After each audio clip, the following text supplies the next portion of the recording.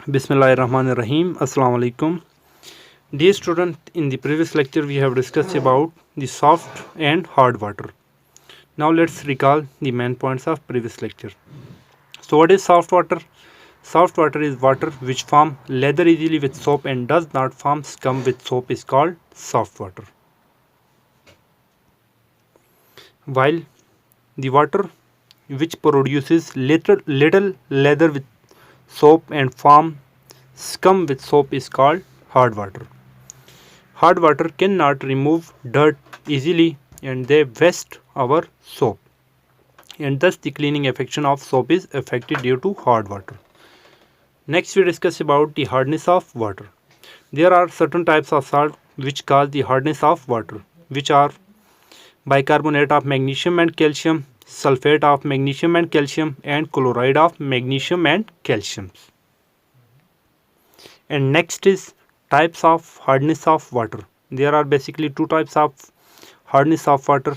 First one is temporary hard water, second one is permanent hard water. The temporary hardness of water is due to the dissolved calcium bicarbonate and magnesium bicarbonate, and these salts are soluble in water and present in a form of positive and negative ion. Okay, next one is permanent hard water. The permanent hardness of water is due to the presence of chloride, sulfate of calcium and magnesium, like calcium sulfate, calcium chloride, and magnesium sulfate. These salts cannot decompose by simple boiling, so that's why these are called permanent hard water. Now student, in the today lecture we discuss about how to remove the hardness of water. Basically student, there are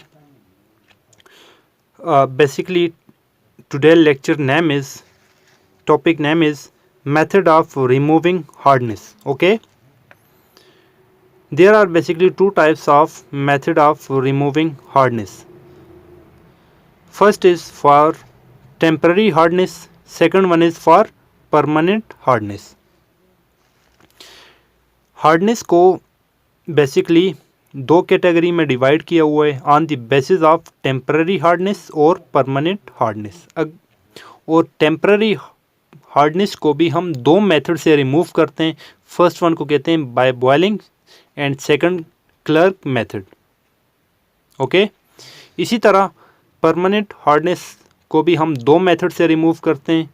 first one को हम कहते हैं by using sodium carbonate, or you can say that washing soda, by using washing soda, and second one is ion exchange method. Okay, so ये student ये flow chart अपने mind में रख के आपने हम इसको आगे डिटेल से देखेंगे। ओके, सबसे पहले हम स्टार्ट करते हैं by boiling method, second clerk, third ये और फोर्थ वन ये।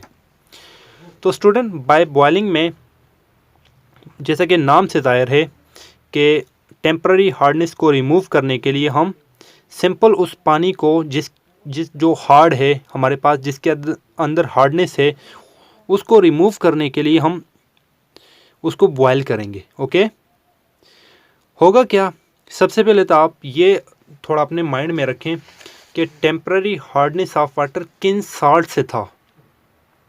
तो अभी मैंने रिपीट किया कि temporary hardness of water is due to the presence of bicarbonate of calcium and magnesium. Okay, temporary hardness of water is due to dissolved bicarbonate of magnesium and calcium. Okay,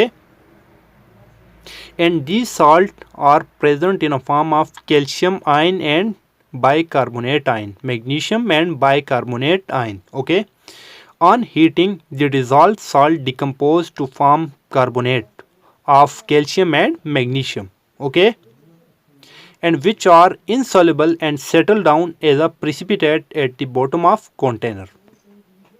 होता क्या student, पहला point ये था कि hardness किन salt से होता है, कार्बोनेट ऑफ कैल्शियम और कार्बोनेट ऑफ मैग्नीशियम से होता है। सेकंड बात, जब हम हीट करते हैं तो इसके जो कार्बोनेट होते हैं हमारे पास, जो नेगेटिव चार्ज स्पीशीज़ होती हैं, इनकी कार्बोनेट आयन हीट करने से कार्बोनेट के अंदर कन्वर्ट होते हैं, किसके अंदर, बाइकार्बोनेट हीट करने से कार्बोनेट के अंदर कन्वर्ट हो जाते हैं। ओके, और बाइकार्बोनेट जब कार्बोनेट के अंदर कन्वर्ट होते हैं कैल्शियम कार्बोनेट या मैग्नीशियम कार्बोनेट बना लेते हैं। ओके, कैल्शियम कार्बोनेट जो होगा, जो हमारे पास कैल्शियम का कार्बोनेट है वो कन्वर्ट होगा कैल्शियम कार्बोनेट में, और मैग्नीशियम का कार्बोनेट कन्वर्ट होगा मैग्नीशियम कार्बोनेट में। और मैग्नीशियम का कार्बोनेट बन जाए या कैल्शियम का कार्बोनेट, दोनों हमारे पास इनसॉल्युबल होते हैं।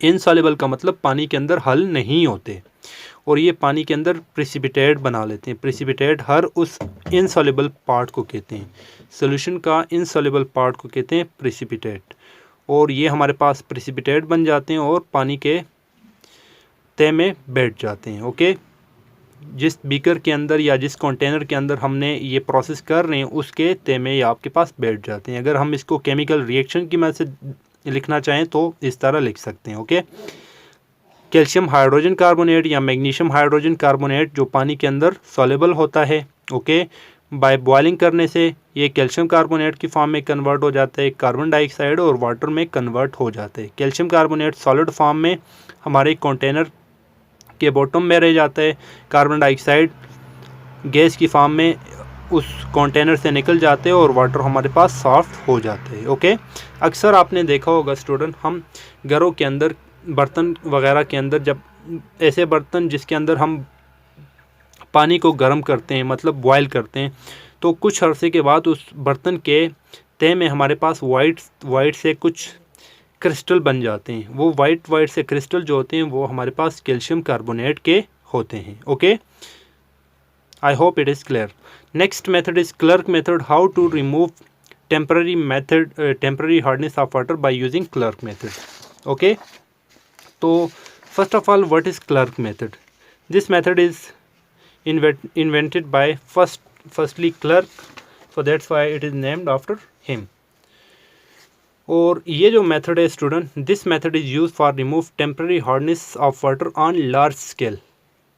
इंडस्ट्री लेवल पे या बड़े पैमाने पर अगर आपको वाटर सॉफ्ट करने हैं तो आपको ये वाला मेथड यूज़ करना पड़ेगा। और ये मेथड भी किस वाटर को, टेम्पररी हार्डनेस को रिमूव करने के लिए। ओके, परमानेंट को नहीं, simple temporary hardness of water को रिमूव करने के लिए आप अगर लार्ज लेवल पे कर रहे हैं तो आप क्लर्क मेथड को यूज़ करें। ओके, क्लर्क मेथड में क्या यूज़ करते हैं, कैसे करते हैं स्टूडेंट? क्लर्क मेथड में बॉयल नहीं करते हैं बल्कि सिंपल एक केमिकल को यूज़ करते हैं, और उस केमिकल का नाम है हमारे पास कैल्शियम हाइड्रोक्साइड, जिसको हम कहते हैं स्लैक लाइम।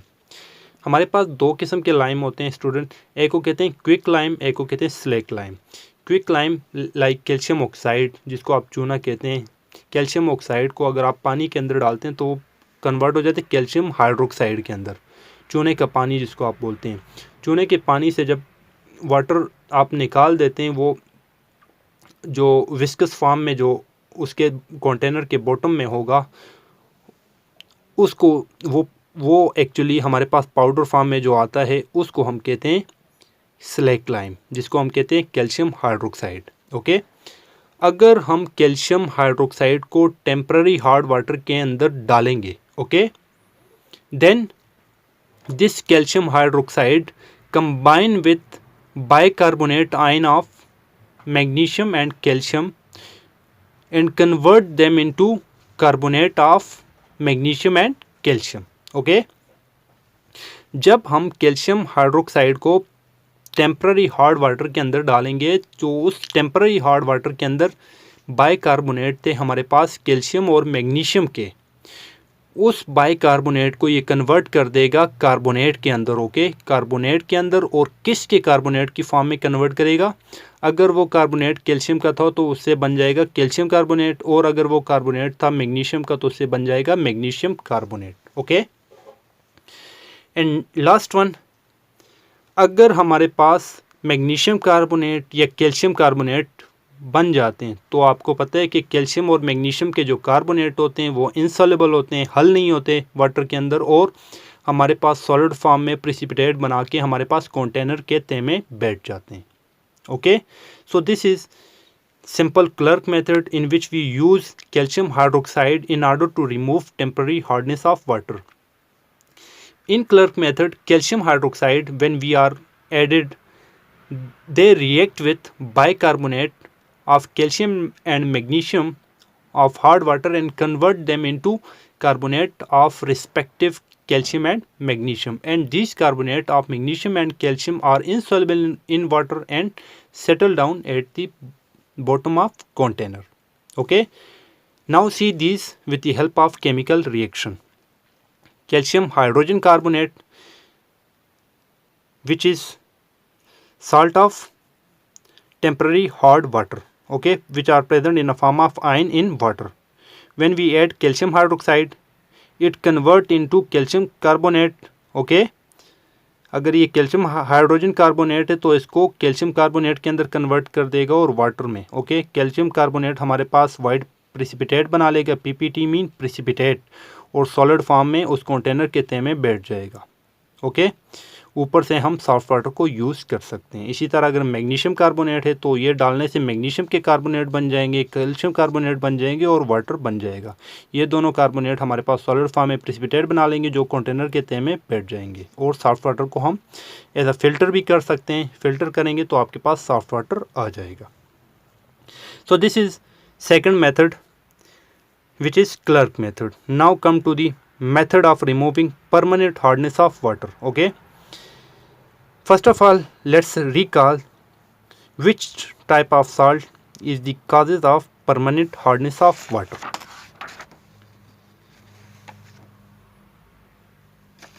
स्टूडेंट, अगर हम परमानेंट हार्डनेस ऑफ वाटर की बात करें, permanent hardness of water is due to calcium and magnesium कि क्लोराइड या sulphate. Okay, permanent hardness of water is due to the presence of magnesium and calcium chloride और sulphate. Okay, permanent hardness of water can be removed by two methods. First one is by using washing soda. Okay, by using washing soda, washing soda use करने से हमारे पास permanent hardness भी remove हो सकती है। Okay, permanent hardness can be remove by using washing soda, that formula is Na2CO3. Okay, the washing soda react with soluble calcium and magnesium chloride and sulfate and convert them insoluble calcium by calcium carbonate and magnesium carbonate. हम sodium carbonate जब hard water के अंदर डालेंगे, जिस hard water के अंदर chloride हैं या सल्फेट हैं, किसके, मैग्नीशियम के या कैल्शियम के, तो वो सोडियम कार्बोनेट जो है, वॉशिंग सोडा जो है, हमारे क्लोराइड या सल्फेट को बना लेगा कार्बोनेट के अंदर। ओके, कैल्शियम कार्बोनेट में या कन्वर्ट कर देगा या मैग्नीशियम कार्बोनेट में। और लास्ट टाइम अभी मैंने बताया कैल्शियम के कार्बोनेट और मैग्नीशियम के कार्बोनेट हमारे पास इनसॉल्युबल होते हैं पानी के अंदर, और ये हमारे पास प्रिसिपिटेट बना लेते हैं, और प्रिसिपिटेट बनाने से हमारे पास उस कंटेनर के तह में बैठ जाते हैं, और इजीली आप इसको फिल्टर आउट कर सकते हैं। Okay, so permanent hardness of water can be removed by using simple washing soda. By using washing soda react with chloride and sulfate of calcium and magnesium, which are hardness causing agent. Okay, and sodium carbonate convert chloride and sulfate of calcium and magnesium into carbonate of calcium and magnesium, and these carbonate are insoluble in water and form precipitate. Okay, and we can filter off these precipitate from water and we can get soft water.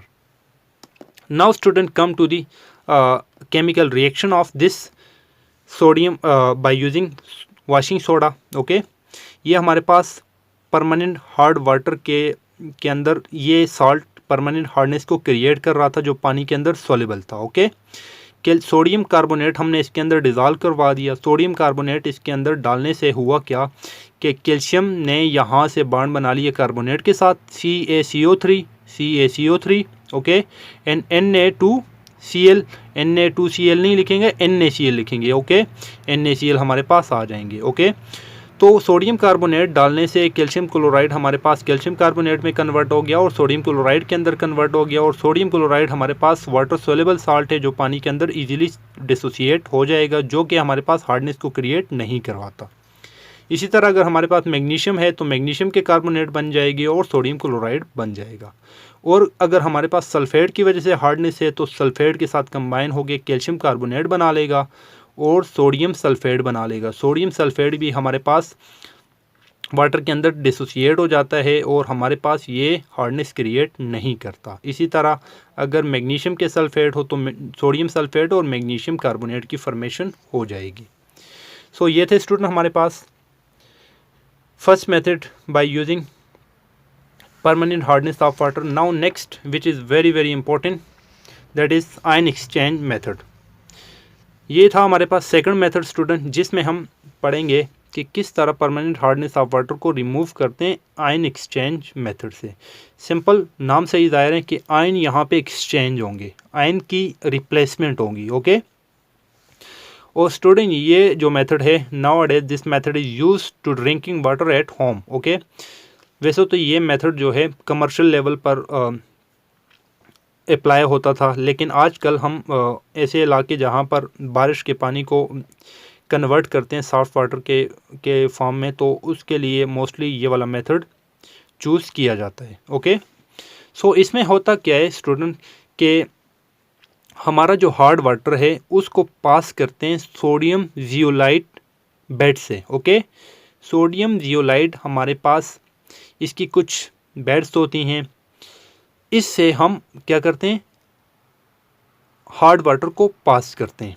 सबसे पहले आपको ये पता होना चाहिए sodium zeolite bed क्या होता है, राइजन क्या होता है। ओके, राइजन का तो आपको पता होगा कि ऐसे स्टिकी सब्सटेंस जो आपके पास पॉलीमर की फॉर्म में होते हैं, बहुत बड़े बड़े मॉलिक्यूल्स होते हैं, अक्सर कुछ नेचुरल सब्सटेंस होते हैं, अक्सर ट्री वगैरह से आप लोगों ने देखे होंगे कि फ्लूइड से निकल रहे होते हैं, जिसको हम कहते हैं राइजन्स। ओके, अब ये राइजन जो होते हैं ये पॉलीमर होते हैं। अब यहाँ पे सोडियम जियोलाइड क्या होते हैं, सोडियम जियोलाइड की अगर हम बात करते हैं तो सोडियम जियोलाइड हमारे पास एक नेचुरल अकरिंग मिनरल्स है, जिसका फार्मूला है हमारे पास Na2OAl2O3.SiO2.YH2O। YH2O से मुराद वैल्यू ऑफ वाटर, यहाँ पर हाइड्रेटेड आयन कुछ भी हो सकते हैं। ओके, 2, 3, 4, 5 इस तरह इसकी वैल्यू हो सकती है।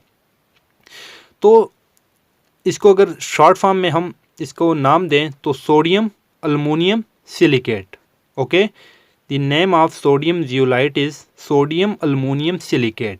Okay, and this is naturally occurring compound. Okay, इसकी हमारे पास ये सॉलिड फॉर्म में होते हैं और इसकी कुछ बेड बनाई जाती है, मतलब इसके एक लेयर से बना दिए जाते हैं। जिस अपरेटस के अंदर हम इसको परफॉर्म कर रहे हैं उस अपरेटस के अंदर क्या करते हैं, इसकी कुछ लेयर सी बना लेते हैं, इसके कॉलम से बना देते हैं, और उस कॉलम के ऊपर हम क्या करते हैं, उस कॉलम के ऊपर हम अपना हार्ड वाटर को गिराते हैं। ओके, और ये पोरस मीडियम होता है। ठीक है, इस पे अगर हम इस बेड के ऊपर हम क्या करेंगे, इस बेड के ऊपर लेट्स सोडियम जियोलाइट बेड के ऊपर हम अपना हार्ड वाटर को ऊपर से गिराएंगे तो होगा क्या, जो हमारे हार्ड वाटर के अंदर कैल्शियम और मैग्नीशियम आयन थे। ओके, कैल्शियम और मैग्नीशियम आयन जो हमारे हार्ड वाटर के अंदर थे वो हमारे पास यहाँ से क्या करेंगे, सोडियम जियोलाइट से सोडियम को रिप्लेस करेंगे और सोडियम पानी के अंदर आ जाएगा, जबकि कैल्शियम हमारे पास जियोलाइट के साथ बॉन्ड बना लेगा।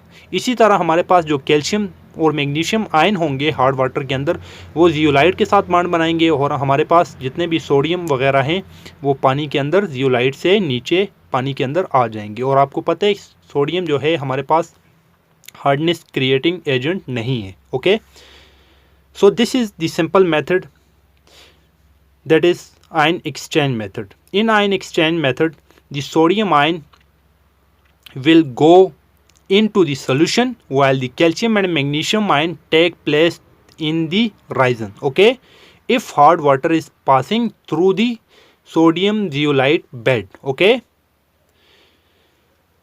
स्टूडेंट अगर हम इसको केमिकल रिएक्शन की मदद से लिखना चाहें तो ये था हमारे पास कैल्शियम सल्फेट, जो कि पानी के अंदर सॉल्युबल था, जो हार्डनेस क्रिएट करवा रहा था, परमानेंट हार्डनेस क्रिएट करवा रहा था। इस परमानेंट हार्ड वाटर को मैंने सोडियम जियोलाइट के बेड के ऊपर गिराया, तो हुआ क्या, इसने सोडियम के आयन को रिप्लेस किया और ख़ुद यहाँ से कैल्शियम इसके साथ कंबाइन हो गया। कैल्शियम कंबाइन हो गया जियोलाइट के साथ और सोडियम को यहाँ से रिप्लेस करके सोडियम सल्फेट साल्ट बना दिया, ये पानी के अंदर आ गया। इसी तरह अगर मैग्नीशियम था तो मैग्नीशियम ने क्या किया, सोडियम को रिप्लेस किया, मैग्नीशियम जियोलाइट बन गया और सोडियम सल्फेट बन गया। ओके, तो स्टूडेंट हमारे पास ये जो मेथड है इसका ये एक डिसएडवांटेज ये भी है कि ये राइजन जो है सोडियम जियोलाइट की जो बेड है ये आपको मतलब एक बार रिएक्शन करवाने से आपके पास ये इनएक्टिव हो जाएगी। मतलब आपने एक बार 2-3 बार इससे पानी को हार्ड वाटर को सॉफ्ट कर दिया तो सारे के सारे सोडियम तो नीचे आ जाएंगे और फिर कैल्शियम इधर अटैच हो जाएंगे। ओके, तो फिर तो ये प्रोसेस हार्ड वाटर को सेपरेट नहीं करवाएगा। ओके, तो इसको आपको दोबारा रिन्यू करने के लिए, रीजनरेट करने के लिए, आपको एक्टिव करवाने के लिए दोबारा इसको सोडियम के साथ bond banana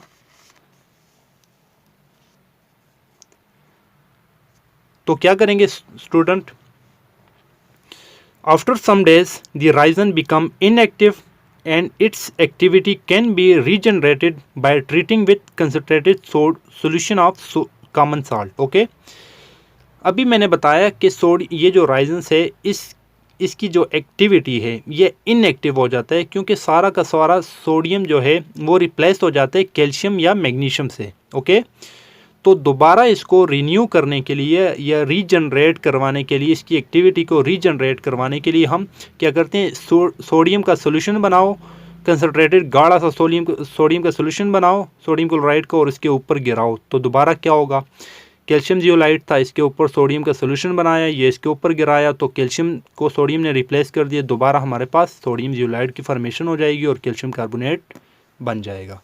so this is the method in order to regenerate the activity of sodium zeolite by using simple solution of sodium chloride।